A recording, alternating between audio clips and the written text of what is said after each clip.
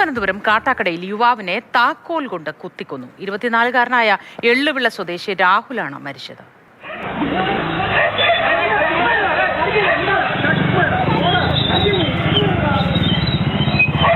കൊലയ്ക്ക് ശേഷം പ്രതി ഒളിവിൽ പോയി. ഇയാൾക്കായി പോലീസ് തെരച്ചിൽ തുടരുന്നു. അടിപൊളിക്കൊണ്ടിരിക്കുന്ന ഇടയിൽ തന്നെയാണ് ആ പയ്യൻ ഷർട്ട് ഊരി നോക്കിയത്. ചെറിയ മുറി ശകലമായിട്ട് ബ്ലഡ് വരുന്നോണ്ടിരിക്കുന്നത്. ആ ബ്ലഡ് ഒന്ന് ചെറുതായിട്ട് പെട്ടുകൊണ്ടിരുന്നിട്ടും അവൻ മറ്റേ പയ്യനെ അടിക്കുകയാണ്. ആ സമയത്ത് അവൻ വീഴുന്നൊന്നുമില്ല. അപ്പോൾ ആ മുറിവ് അത്ര കാര്യമായിട്ടൊന്നും ഞാൻ വിചാരിച്ചില്ല. ചെറിയ പ്രശ്നം മുറിവൊക്കെ ആയിരിക്കുമെന്ന്. പിന്നീട് അവന് തലക്ക് ചെന്ന് അവൻ ടൂ വീലർ കയറി പോകുന്നുണ്ട്.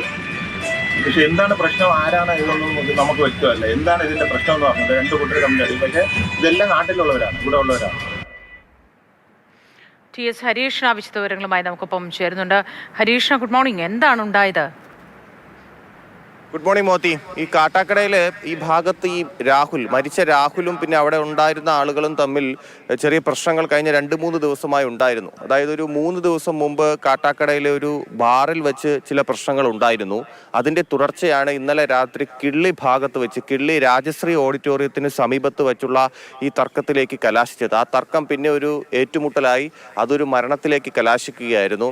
ഈ രാഹുലിന് ഈ ിച്ച ആൾ ആരാണ്, അല്ലെങ്കിൽ രാഹുലിനെ കുത്തിയ ആൾ ആരാണ് എന്നുള്ള കാര്യത്തിൽ ഒരു വ്യക്തത വന്നിട്ടില്ല. CCTV ദൃശ്യങ്ങളൊക്കെ കിട്ടിയെങ്കിലും അത് ആരാണ് എന്നുള്ള കാര്യം ഇതുവരെ പോലീസിന് കണ്ടെത്താൻ കഴിഞ്ഞിട്ടില്ല. പ്രതി ഒളിവിൽ പോയി എന്നുള്ളതാണ് വിവരം.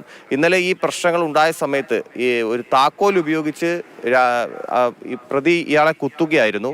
ഈ താക്കോലിനൊപ്പം തന്നെ പേനാക്കത്തിയോ അങ്ങനെ എന്തെങ്കിലും കയ്യിലുണ്ടായിരുന്നോ എന്നുള്ള കാര്യം പോലീസ് പരിശോധിക്കുന്നുണ്ട്. കാരണം താക്കോൽ കൊണ്ട് കുത്തി ഒരാൾ മരിച്ചു എന്ന് പറയുമ്പോൾ അതെങ്ങനെയാണ് എന്നുള്ള കാര്യം പോലീസ് പരിശോധിക്കുകയാണ്. മാത്രമല്ല ഈ മരിച്ച ആൾക്കുണ്ടായിരിക്കുന്നത് ആന്തരിക അവയവങ്ങൾക്കുണ്ടായ പരിക്കാണ്. അങ്ങനെയാണ് മരണകാരണം. കാരണം ഇന്നലെ ഈ പരിക്കേറ്റതിന് ശേഷം, ഈ അടിപിടിക്കൊക്കെ ശേഷം ഇയാളെ അവിടെ കാട്ടാക്കടയിൽ തന്നെ ഒരു ആശുപത്രിയിൽ പ്രവേശിപ്പിച്ചു. അതിനുശേഷം മെഡിക്കൽ കോളേജ് ആശുപത്രിയിലേക്ക് കൊണ്ടുപോവുകയും ചെയ്തു. പക്ഷേ ജീവൻ രക്ഷിക്കാനായില്ല. എന്തായാലും CCTV ദൃശ്യങ്ങളൊക്കെ കിട്ടിയിട്ടുണ്ട്. ഇവർ പരസ്പരം അറിയാവുന്നവരാണ് എന്നുള്ള വിവരം കൂടി പോലീസ് മനസ്സിലാക്കുന്നുണ്ട്. അങ്ങനെയാണെങ്കിൽ പ്രതിയെ പിടിക്കാൻ വലിയ പാട് പോലീസിനുണ്ടാവില്ല. പ്രതിക്കായുള്ള തിരച്ചിൽ തുടരുകയാണ്. ശരി. TS ഹരീഷാണ് വിശദ വിവരങ്ങൾ പങ്കുവച്ചത്.